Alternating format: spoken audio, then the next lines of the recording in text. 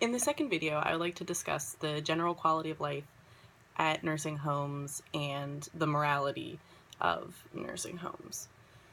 So there tends to be a negative stigma that circles nursing homes, and this is discussed in an article on usnews.com titled "Nursing Homes Are Getting Better, but They're Not Perfect Yet." And in general, the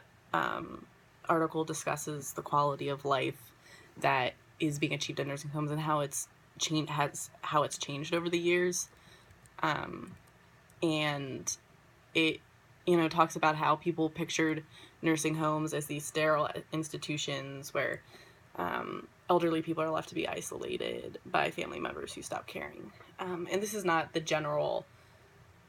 situation for most of these elderly people. While they might, still feel isolation and loneliness, they're not, living in a facility where there's no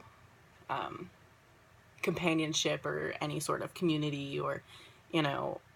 it's the quality of care is increasing a lot, and a lot of times it's just because people are still being put in nursing homes because maybe their family can't take care of them, or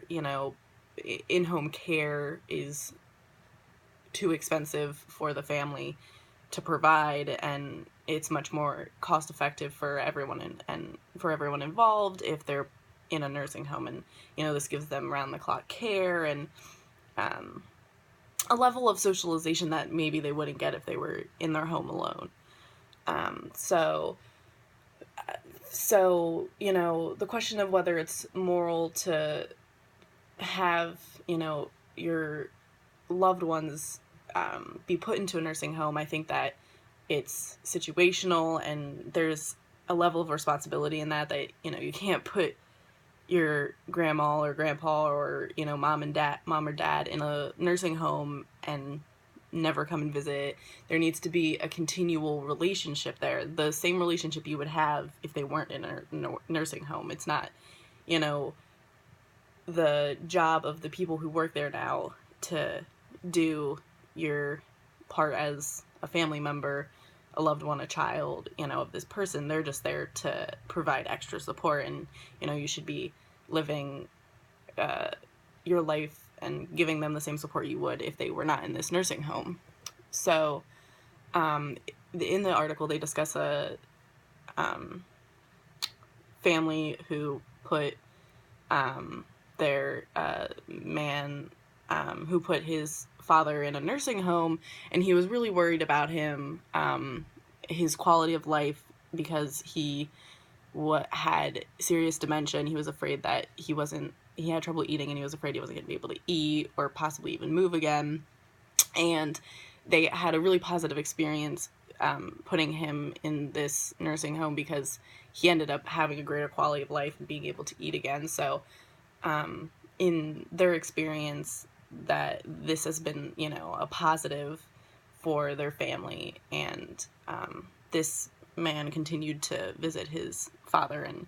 keep up a relationship, and he had concerns. So it wasn't like he was leaving him there just to be the responsibility of the people who worked there. So in the article does discuss how, there still are going to be negative experiences with anything in life, for all of the positive experiences that are coming out of this new wave of nursing homes, and which includes building community and things that I experienced in this senior living home, as far as making sure that the residents have a high quality of life. And while this is creating a much more positive experience in general, there's still going to be negative experiences depending on the individual and different situations. So the article just goes on to discuss how places are trying to provide more accommodations and more support to the families and to the individuals, and working to create a community of a very positive community for these people. So in this, you can see that, and they actually talk about how this generation is because the age gap between parents and their children is getting bigger. Parents are older now, and there's a greater need to for senior living because of that age gap, because the children may not be at a point yet where they can financially support their parents to the degree that they wouldn't need to be, in a senior living home. So, but this generation is driving this improvement in nursing homes, and trying to get rid of this stigma and really offer quality of life. So this is definitely a issue that has become more important for the coming generation, and because I think people realize that even if it's not for a completely selfless reason, people realize that, they would want to have someone care for them in the same way, and they wouldn't want to be put, in isolation, in a sterile home where they're kind of, they lose quality of life at the end of their life. And, people are realizing that that's not, what they want, and they want a better future for themselves as well, which, I mean, in a way, even though isn't selfless, there's an aspect of empathy, because you're, feeling with the individual, and,